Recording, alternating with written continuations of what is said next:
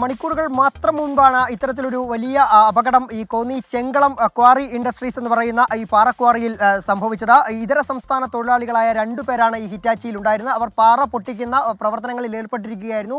ഈ സമയത്താണ് മുകളിൽ നിന്നും വലിയ രീതിയിൽ കല്ലും മണ്ണും താഴേക്ക് ഇടിഞ്ഞത്. ഈ ഹിറ്റാച്ചിയുടെ മുകളിലേക്ക് പതിക്കുകയായിരുന്നു. ഹിറ്റാച്ചി പൂർണ്ണമായും തകർന്നിരിക്കുന്ന ഒരു അവസ്ഥയാണ് ഉള്ളത്. ഈ ഹിറ്റാച്ചിക്കടിയിൽപ്പെട്ടിരുന്ന ഇടയിൽപ്പെട്ട 2 പേർ, 2 ഇതര സംസ്ഥാന തൊഴിലാളികളെയാണ് ഇപ്പോൾ കാണാതായിരിക്കുന്നത്. അവർക്ക് വേണ്ടിയുള്ള തിരച്ചിൽ ആരംഭിക്കാൻ ഉള്ള ശ്രമത്തിലാണ്. എന്നാൽ അവിടേക്ക് ഇറങ്ങുന്നതിനുള്ള ചില ബുദ്ധിമുട്ടുകളാണ് രക്ഷാപ്രവർത്തനത്തിന് തടസ്സമാകുന്നത്. പ്രധാനമായും ഇപ്പോൾ കോന്നി അതുപോലെ തന്നെ പത്തനംതിട്ടയിൽ നിന്നുള്ള ഫയർഫോഴ്സ് യൂണിറ്റുകളും പോലീസും റവന്യൂ വിഭാഗവും ഒക്കെ തന്നെ ഇവിടേക്ക് എത്തിയിട്ടുണ്ട്. പക്ഷേ രക്ഷാപ്രവർത്തനത്തിന് തടസ്സമാകുന്ന അവിടേക്ക് ഇറങ്ങുക എന്നുള്ളതാണ്. കാരണം ഇപ്പോൾ നമ്മളിവിടെ എത്തിയതിനു ശേഷം മാത്രം ഏതാണ്ട് 3 തവണയിലേറെ ഇത്തരത്തിൽ സമാനമായ രീതിയിൽ മേൽ നിന്നും കല്ലും മണ്ണും താഴേക്ക് ഇടിഞ്ഞു വീഴുന്ന ഒരു സാഹചര്യമുണ്ടായി. ഇതുതന്നെയാണ് രക്ഷാപ്രവർത്തനത്തിന് ബുദ്ധിമുട്ട് സൃഷ്ടിക്കുന്നത്.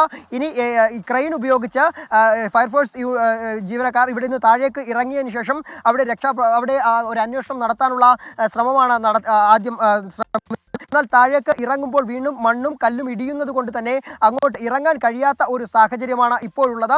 അപ്പോൾ ഏത് രീതിയിലേക്ക് ഇനി രക്ഷാപ്രവർത്തനം നടത്താൻ കഴിയുമെന്നുള്ള ഒരു കൂടിയാലോചനയിലാണ് ഇപ്പോൾ ഫയർഫോഴ്സും പോലീസും എല്ലാം ചേർന്നുകൊണ്ട് നടത്തുന്നത്. പഞ്ചായത്ത് അധികൃതർ ഉൾപ്പെടെ ഇവിടേക്ക് എത്തിയിട്ടുണ്ട്. അതേസമയം മറ്റൊരു പ്രധാനമായ ആരോപണം ഉയരുന്നത് ഈ ക്വാറി അനധികൃതമായാണ് പ്രവർത്തിക്കുന്നതെന്നുള്ള ഒരു ആക്ഷേപമാണ് നാട്ടുകാരും വിവിധ രാഷ്ട്രീയ പാർട്ടികളും ഒക്കെ തന്നെ ഉന്നയിക്കുന്നത്. കാരണം ഇവിടെ ഈ പഞ്ചായത്തിൽ മാത്രം, കോന്നി പഞ്ചായത്തിൽ മാത്രം ഏതാണ്ട് 8ഓളം ക്വാറികൾ ഇത്തരത്തിൽ പ്രവർത്തിക്കുന്നുണ്ട്. ഈ ക്വാറിക്ക് അനുമതി നൽകിയിട്ടില്ല എന്നുള്ളതാണ് ആളുകൾ പറയുന്നത്. എന്നാൽ 2026 വരെ ഇതിന് പ്രവർത്തിക്കുന്നതിനുള്ള അനുമതി നൽകിയിട്ടുണ്ട് എന്നാണ് ഗ്രാമപഞ്ചായത്ത് അംഗം 24-നോട് പറഞ്ഞത്. 2 മാസങ്ങൾക്ക് മുമ്പാണ് ഇതിന് അനുമതി നൽകിയതെന്നും പറയുന്നു. പക്ഷേ ഈ നിൽക്കുന്ന ആ പാറ പൊട്ടിച്ച് ആ വാഹനം അപകടത്തിൽപ്പെട്ട് കിടക്കുന്ന ആ ഭാഗത്ത് മാത്രമാണ് അനുമതി നൽകിയിട്ടുള്ളതെന്നുമാണ് ഇവർ പറയുന്നത്. ഇവിടേക്ക് എത്തിപ്പെടുക എന്നത് തന്നെ ഏറെ ദുർഘടമാണ്. ആ ഭാഗത്തേക്ക് ഈ പാറ പൊട്ടിച്ചുണ്ടാക്കുന്ന വഴിയിലൂടെയാണ് ഇങ്ങനെ ഇപ്പോൾ എത്തുന്നത്. അവിടെ ഈ വാഹനം അപകടത്തിൽപ്പെട്ട് കിടക്കുന്ന ആ സ്ഥലത്ത് വരെ മാത്രമാണ് വഴിയുള്ളത്.